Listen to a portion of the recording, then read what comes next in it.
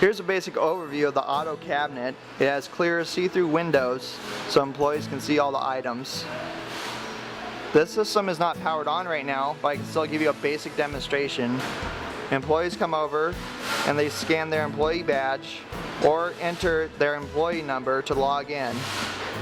They then go over and press the issue button and select the items they want to issue. The cabinet will then automatically open the correct zones where the items are located.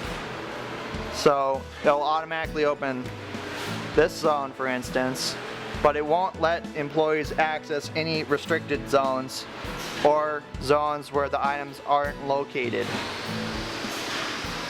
We then have a pick-to-light system up here,